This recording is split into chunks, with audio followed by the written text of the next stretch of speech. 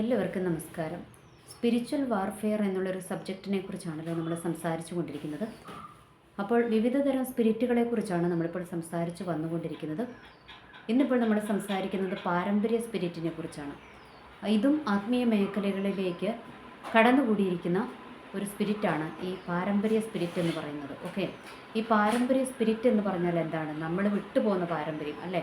നമ്മൾ രക്ഷകനായ യേശുക്രിസ്തുവിനെ രക്ഷകനും നാഥനുമായി സ്വീകരിച്ച് രക്ഷിക്കപ്പെട്ട് സ്നാനപ്പെട്ട് നമ്മൾ കഴിഞ്ഞ കാലങ്ങളിലുള്ള നമ്മളുടെ നമ്മൾ വിശ്വസിച്ചിരുന്ന അല്ലെങ്കിൽ നമ്മളായിരുന്ന ആ സഭയെ അല്ലെങ്കിൽ നമ്മളായിരുന്ന ആ ഒരു നമ്മൾ ഏതിലായിരുന്നോ അതൊക്കെ വിട്ടിട്ട് നമ്മൾ ദൈവത്തെ ആരാധിക്കുവാൻ, സത്യത്തിലും ആത്മാവിലും ദൈവത്തെ ആരാധിക്കുവാനായിട്ടാണ് നമ്മൾ കടന്നു വന്നിരിക്കുന്നത്. ഓക്കെ, അപ്പോൾ നമ്മൾ സത്യത്തിലും ആത്മാവിലും ദൈവത്തെ ആരാധിക്കുന്നതോടൊപ്പം തന്നെ നമ്മൾ ഇട്ടിട്ട് പോകുന്ന കുറച്ച് പാരമ്പര്യങ്ങളുണ്ട് അല്ലേ? നമ്മൾ ഏത് ഇതിനകത്തായിരുന്നോ, നമ്മൾ ഏത് വിശ്വാസത്തിലായിരുന്നോ അതിൻ്റെ കുറേ നമ്മളുടെ കൂട്ടത്തിൽ ഇങ്ങനെ പിന്തുടരുന്ന കുറേ ആൾക്കാരുണ്ട് അല്ലേ?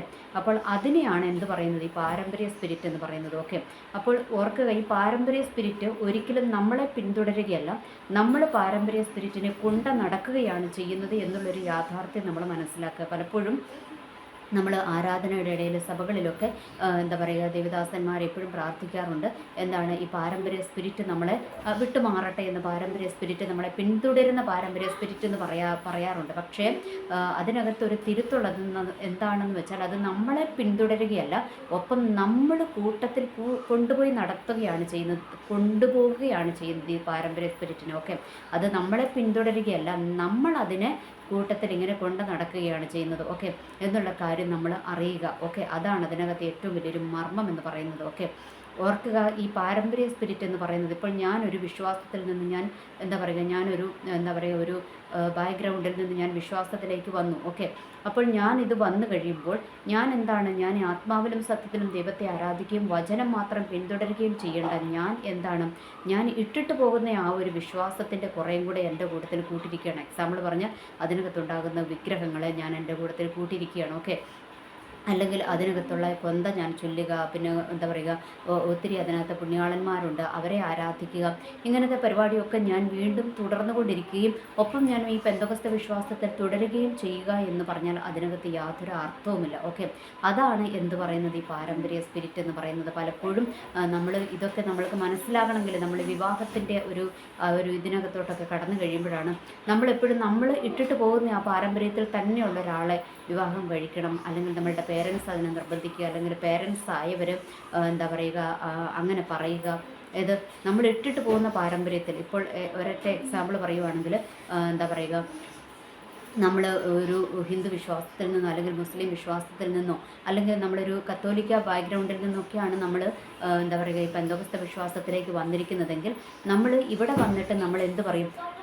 കത്തോലിക്കിൽ നിന്ന് രക്ഷിക്കപ്പെട്ട ആളെ തന്നെ വിവാഹം കഴിക്കത്തുള്ളൂ, അല്ലെങ്കിൽ ഹിന്ദു വിശ്വാസത്തിൽ നിന്ന് വന്ന ആളെ തന്നെ ഞാൻ വിവാഹം കഴിക്കത്തുള്ളൂ, അല്ലെങ്കിൽ ഞാൻ മുസ്ലിം വിശ്വാസത്തിൽ നിന്ന് വന്ന ആളെ മാത്രമേ ഞാൻ വിവാഹം കഴിക്കത്തുള്ളൂ എന്നുള്ളൊരു തീരുമാനമാണ് നമ്മളുടെ ഉള്ളിൽ ഉള്ളതെങ്കിൽ ഓർക്കുക, നമ്മൾ എന്ത് വിട്ടിട്ടില്ല? നമ്മൾ ഈ പാരമ്പര്യത്തെ നമ്മൾ വിട്ടിട്ടില്ല എന്നുള്ള കാര്യം നമ്മൾ ഓർക്കുക. അത് പച്ചയായൊരു യാഥാർത്ഥ്യം ഞാൻ പറഞ്ഞു തരികയാണ്. അതിന് നമ്മൾ പല ന്യായീകരണങ്ങൾ പറയും. നമ്മൾ ചിലപ്പോൾ പറയാറുണ്ട് നമ്മളുടെ ഉൾക്കൊള്ളാൻ പറ്റണമെങ്കിൽ ഇതിനകത്ത് നിന്ന് തന്നെ വന്ന ആളായിരിക്കണം എന്നൊക്കെ പറയണേ. എന്ത് ഉൾക്കൊള്ളണം എന്നാണ് നമ്മൾ പറഞ്ഞു വെക്കുന്നത്?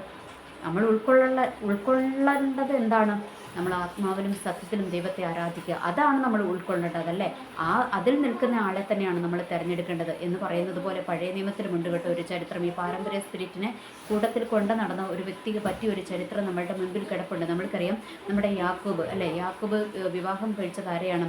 ലേയയും റാഹേലിനുമാണ് വിവാഹം കഴിച്ചത്. അപ്പോൾ അവരെ വിവാഹം കഴിക്കാൻ നേരത്ത് ഈ ലാബാൻ്റെ അടുത്ത് നിന്ന് യാക്കോബ് ഓടിപ്പോരുന്നുണ്ട് അല്ലേ? താൻ ഇട്ടിട്ട് പോകുന്ന ആ ഒരു പിതൃഭവനത്തിലേക്ക് യാക്കോബ് മടങ്ങിപ്പോകുവാൻ നോക്കുന്നുണ്ട്. അപ്പോൾ ലാബാൻ്റെ അടുത്ത് പറയാതെ ഇവർ ഓടിപ്പോരുകയാണ്. അപ്പോൾ ഇവർ പോയി എന്ന് മനസ്സിലാക്കിയപ്പോൾ ലാബാൻ എന്ത് ചെയ്തു? യാക്കോബിൻ്റെ പുറകെ പിന്തുടർന്നു അല്ലേ? ഇവർ പിന്തുടർന്ന് കഴിഞ്ഞപ്പോഴത്തേക്കും യാക്കോബിൻ്റെ ഈ ലാബാൻ്റെ അടുത്ത് ദൈവം പറഞ്ഞു, യാക്കോബിനോട് നീ നല്ലതാണെങ്കിലും ചീത്തയാണെങ്കിലും നീ ചെയ്യേണ്ട എന്ന് വെച്ചാൽ നിൻ്റെ സഹായം ഇത്രത്തോളം മതി, ഇനി നീ അങ്ങോട്ട് പുള്ളീനെ ഒന്നും ചെയ്യേണ്ട, നീ നല്ലതും ചെയ്യേണ്ട പുള്ളിയോട് ചീത്തയും ചെയ്യേണ്ട എന്നാണ് ദൈവം ഒരു താക്കീത് കൊടുത്തു. ആർക്ക്? ലാബാന് താക്കീത് കൊടുത്തു. അപ്പോൾ ലാബാൻ എന്ത് ചെയ്തു? യാക്കോബിനോട് പറഞ്ഞു. യാക്കോബിനെ കണ്ടുകിട്ടിയപ്പോൾ യാക്കോബിനോട് പറഞ്ഞു, നീ ഞങ്ങളോട് പറയാതെ പോകുന്നത് എന്താ? എൻ്റെ കൊച്ചുമക്കളെയും എൻ്റെ മക്കളെയൊക്കെ എനിക്ക് ചുംബിക്കാനുള്ള അവസരം നീ തരാതിരുന്നത് എന്താണെന്നൊക്കെയുള്ള പരാതിയൊക്കെ പുള്ളി പറയുന്നുണ്ട്. അപ്പോൾ അതിൻ്റെ കൂട്ടത്തിൽ പുള്ളി പറയുന്നുണ്ട്, ഓക്കെ നീ ചെയ്തതൊക്കെ ശരിയാണ്, നിൻ്റെ പിതൃഭവനത്തോടുള്ള ഒരു അടങ്ങാത്ത ആഗ്രഹം കൊണ്ടാണ് നീ മടങ്ങിപ്പോകുന്നതോ, അതൊക്കെ ശരിയാണ്, പക്ഷേ നീ എന്തുകൊണ്ടാണ് എൻ്റെ ദേവന്മാരെ എടുത്തിട്ട് പോകുന്നതെന്ന് ചോദിച്ചപ്പോൾ യാക്കോബിനെ സംബന്ധിച്ചിടത്തോളം പുള്ളിക്ക് അത് ആവശ്യമേ ഇല്ലല്ലേ. പുള്ളിക്കറിയാം ജീവനുള്ള ഒരു ദൈവം പുള്ളിക്കൊണ്ടേ എന്നറിയാം. അതുകൊണ്ട് ലാബാൻ്റെ വിഗ്രഹത്തെ ആർക്ക് ആവശ്യമില്ല? യാക്കോബിന് ആവശ്യമില്ലാതെ യാക്കോബ് പറഞ്ഞില്ല, ഞാൻ നിൻ്റെ ദൈവങ്ങളെ ഒന്നും എടുത്തിട്ടില്ല, ഇനി എൻ്റെ കൂട്ടത്തിലുള്ള ആരെങ്കിലും അത് എടുത്തിട്ടുണ്ടെങ്കിൽ അവർ മരിക്കണം എന്ന് അദ്ദേഹം പറയുവാനിടയായിത്തീർന്നു. പക്ഷേ അദ്ദേഹം അറിഞ്ഞിരുന്നില്ല, അദ്ദേഹം ഏറ്റവും കൂടുതൽ സ്നേഹിച്ചിരുന്ന റാഹേലിൻ്റെ കയ്യിലാണ് ഈ സംഭവം ഉള്ളത് എന്ന് യാക്കോബ് അറിഞ്ഞില്ല. ഓക്കെ, അപ്പോൾ റാഹേൽ അത് അപ്പൻ്റെ ഭവനത്തിൽ നിന്നും ആ ഒരു വിഗ്രഹത്തെ മോഷ്ടിച്ചുകൊണ്ട് വന്നിട്ട് പുള്ളിക്കാരത്തെ അതിനകത്ത് കളിച്ച ട്രിക്കുകളൊക്കെ നമ്മൾക്കറിയാം അല്ലേ. അപ്പൻ വന്നപ്പോൾ എഴുന്നേൽക്കാൻ പറ്റത്തില്ലെന്നൊക്കെയുള്ള ട്രിക്കൊക്കെ പറഞ്ഞു. അങ്ങനെയൊക്കെ പറഞ്ഞ് പുള്ളിക്കാരത്തെ എന്തായാലും ആ ഒരു വിഗ്രഹത്തെയും കൊണ്ട് യാത്ര തുടരുവാനിടയായിത്തീർന്നു. ഓക്കെ, അത് യാത്ര തുടർന്നു കഴിഞ്ഞപ്പോൾ എന്താ സംഭവിച്ചതെന്ന് നമ്മൾക്കറിയാം. ഇവരുടെ ഒരു ലക്ഷ്യസ്ഥാനത്ത് ഇവർക്ക് എത്തിച്ചേരുവാൻ കഴിയാതെ വണ്ണം റാഹേലിന് എന്തു പറ്റി? റാഹേൽ പാതി വഴിയിൽ വെച്ചിട്ട് മരിക്കുവാനിടയായിത്തീർന്നു. അപ്പോൾ മരിക്കുവാനിടയായിത്തീർന്നു. ആരാണ് മരിച്ചുപോയത്? യാക്കോബിൻ്റെ ഏറ്റവും പ്രിയപ്പെട്ട ഭാര്യയാണ് മരിച്ചുപോയത് അല്ലേ.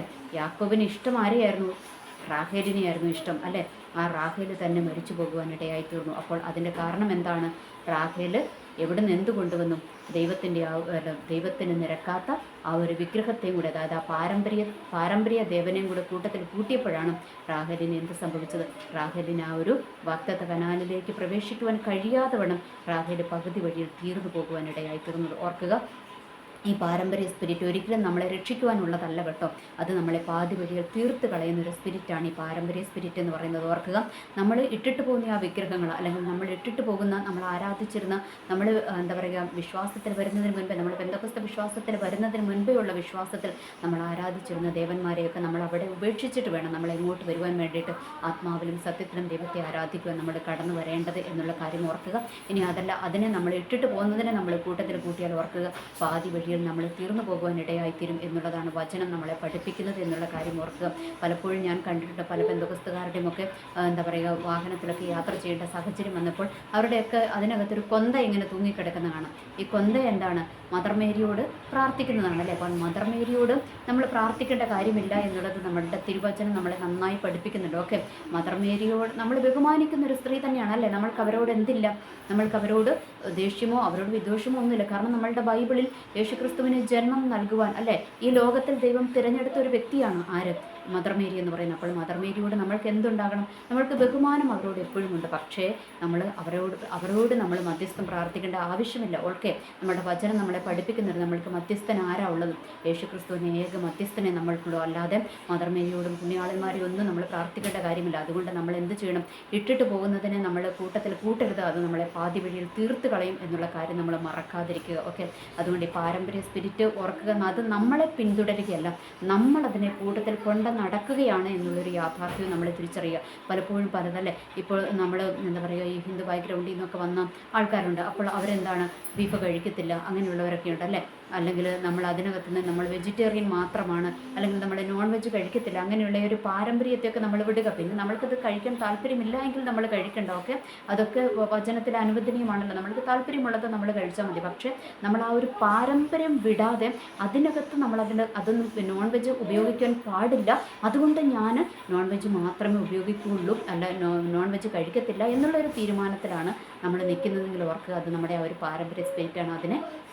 നമ്മളതിനെ എന്താ പറയുക, നമ്മളിൽ നിന്നും നീക്കി കളയുക തന്നെ വേണം. അതിന് ആര് തീരുമാനമെടുക്കണം? നമ്മൾ തന്നെ അതിന് തീരുമാനമെടുക്കണം. ഓക്കെ, അത് ജീവനില്ലാത്തൊരു സ്പിരിറ്റാണ് എന്ത്, ഈ പാരമ്പര്യ സ്പിരിറ്റ് എന്ന് പറയുന്നത്. അത് ജീവനുള്ളതായി തീരുന്നത് എപ്പോഴാണ്?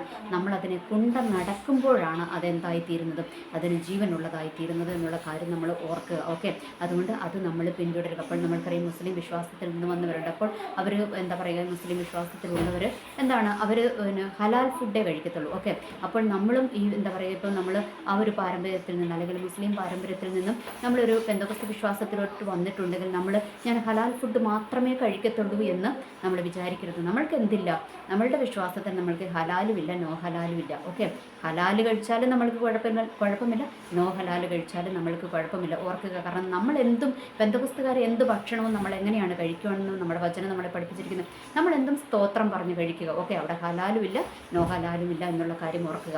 ഓക്കെ, അപ്പോൾ ഞാൻ ഇതൊക്കെ പറയുവാൻ കാരണം എന്താണ്, നമ്മൾ പാരമ്പര്യത്തിൻ്റെ ആ ഒരു സ്പിരിറ്റ് നമ്മളെ പിന്തുടരുന്നുണ്ടോ എന്ന് നമ്മൾ ചെക്ക് ചെയ്യേണ്ടിയിരിക്കുന്നു. ഓക്കെ, നമ്മൾ എന്ത് ചെയ്യണം, ആ പാരമ്പര്യ സ്പിരിറ്റ് നമ്മളെ പിന്തുടരാതെ നമ്മൾ സൂക്ഷിക്കുക തന്നെ വേണം. ഓക്കെ, ഓർക്കുക, ഈ പാരമ്പര്യ സ്പിരിറ്റ് എന്താ ചെയ്യുക, അത് നമ്മളെ പാതി വഴിയിൽ നശിപ്പിച്ച് കളയും എന്നുള്ള കാര്യം ഓർക്കുക. വിവാഹ ജീവിതത്തിന് നമ്മൾ തിരഞ്ഞെടുക്കുമ്പോഴും നമ്മൾ ഇട്ടിട്ട് പോകുന്ന പാരമ്പര്യത്തിൽ നിന്ന് വന്ന ആൾക്കാരെ തന്നെ തിരഞ്ഞെടുക്കുവാൻ നമ്മൾ നോക്കേണ്ട കാര്യമില്ല. കാരണം നമ്മൾ ദൈവത്തോട് പ്രാർത്ഥിക്കുക, നമ്മൾക്ക് അല്ലെങ്കിൽ നമ്മളുടെ തലമുറകൾക്ക് എന്ത് വേണം, ദൈവമേ അങ്ങ് ഒരുക്കിയത്, നമ്മൾക്ക് ഒരു ജീവിതം മുൻപോട്ട് കൊണ്ടുപോകാൻ ദൈവം ഒരുക്കിയത് നമ്മൾക്ക് ഒരുക്കി തരണമെന്ന് മാത്രം നമ്മൾ ദൈവത്തോട് പ്രാർത്ഥിക്കുക. അല്ലാതെ പാരമ്പര്യത്തിൽ നമ്മൾ തൂങ്ങാതിരിക്കുക, അത് നമ്മളെ തകർത്ത് കളയും എന്നുള്ളൊരു സന്ദേശമാണ് ഇന്നത്തെ ഈ ഒരു എപ്പിസോഡിലൂടെ ദൈവം നമ്മൾക്ക് തരുവാൻ ആഗ്രഹിക്കുന്നത്. ഓർക്കുക, ഈ പാരമ്പര്യ സ്പിരിറ്റ് നമ്മളെ പിന്തുടരുകയല്ല, നമ്മൾ അതിനെ കൂട്ടത്തിൽ കൊണ്ട് നടക്കുകയാണ് എന്നുള്ള കാര്യം നമ്മൾ ഓർക്കുക. പലപ്പോഴും നമ്മുടെ ഒരു വാലൊക്കെ നമ്മൾ വിടാൻ തയ്യാറല്ലല്ലേ, നമ്മളുടെ ആ ഒരു നമ്മളുടെ ആ ഒരു വലിയ തറവാടിൻ്റെ പേര്, അതൊക്കെ നമ്മൾ ഇന്നും വിടുവാൻ തയ്യാറല്ല.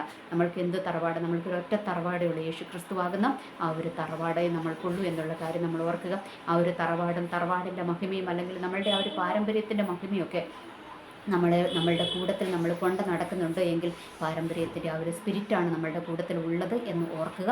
അത് ഒരു കാര്യത്തിൽ നമ്മൾക്ക് ആ ഒരു പാരമ്പര്യത്തിൻ്റെ ആവശ്യമായ വിഗ്രഹങ്ങളെ അന്യദൈവ സേവ എന്താണ് ദൈവം ഏറ്റവും വെറുക്കുന്നതാണ്. അതുകൊണ്ട് ആ പാരമ്പര്യത്തിൽ നമ്മൾ ആരാധിച്ചിരുന്ന ആ ഒരു രീതികളൊന്നും നമ്മളെ പിന്തുടരേണ്ട. ഇന്ന് നമ്മൾക്ക് പറയേണ്ട ഒരു കാര്യമുണ്ട്, എടുത്തു പറയേണ്ട ഒരു കാര്യമുണ്ട്. ഇന്ന് പെന്തക്കോസ്തിൽ പലപ്പോഴും എന്താണ് കടന്നു വന്നിരിക്കുന്നത്, നമ്മളുടെ ബൈബിൾ റീഡിങ്ങിൽ പോലും എന്താണ് ആ ഒരു പാരമ്പര്യം നമ്മൾ പിന്തുടരുന്നുണ്ട്. അതിൻ്റെ ഒന്നും ആവശ്യമില്ല. ആ ഒരു പാരമ്പര്യ സ്പിരിറ്റിനെ നമ്മൾ എന്നേക്കുമായി നമ്മളുടെ ജീവിതത്തിൽ നിന്ന് നമ്മൾ തന്നെ നീക്കിക്കളയുക. ഇതിനകത്ത് നിന്ന് നമ്മൾക്ക് മനസ്സിലാകുന്ന ഒന്നെന്താണ്, പാരമ്പര്യ സ്പിരിറ്റ് നമ്മളെ പിന്തുടരുകയല്ല, നമ്മളാണ് പാരമ്പര്യ സ്പിരിറ്റിനെ കൊണ്ട് നടക്കുന്നത് എന്ന് ഓർക്കുക. രണ്ടാമത്തെ കാര്യം, പാരമ്പര്യ സ്പിരിറ്റിനെ നമ്മൾ കൊണ്ട് നടക്കുന്നുണ്ടെങ്കിൽ, ഈ പാരമ്പര്യത്തെ നമ്മൾ കൂട്ടത്തിൽ കൊണ്ടുപോയി നടക്കുന്നുണ്ടെങ്കിൽ ഓർക്കുക, അത് നമ്മളുടെ ലക്ഷ്യത്തിലേക്ക് എത്താതെ വേണം, വാഗ്ദത്ത കനാനിലേക്ക് നമ്മളെ എത്താതെ വേണം, പാതി വഴിയിൽ നമ്മളെ അത് തീർത്ത് കളയും എന്നുള്ളൊരു യാഥാർത്ഥ്യം നമ്മൾ മനസ്സിലാക്കുക. നമ്മൾക്ക് ദൈവമക്കൾക്ക് എന്തില്ല, നമ്മൾക്ക് പാരമ്പര്യത്തിൻ്റെ ആവശ്യമില്ല. നമ്മളുടെ പാരമ്പര്യം എവിടെയാണ്, യേശു ക്രിസ്തു നമ്മൾക്ക് കാണിച്ചു തന്ന പാരമ്പര്യം മാത്രമേ നമ്മൾക്ക് ആവശ്യമുള്ളൂ എന്നുള്ള കാര്യം നമ്മൾ ഓർക്കുക. എനിവേ, എല്ലാവർക്കും നല്ലൊരു ദിവസം ആശംസിക്കുന്നു. നന്ദി, നമസ്കാരം.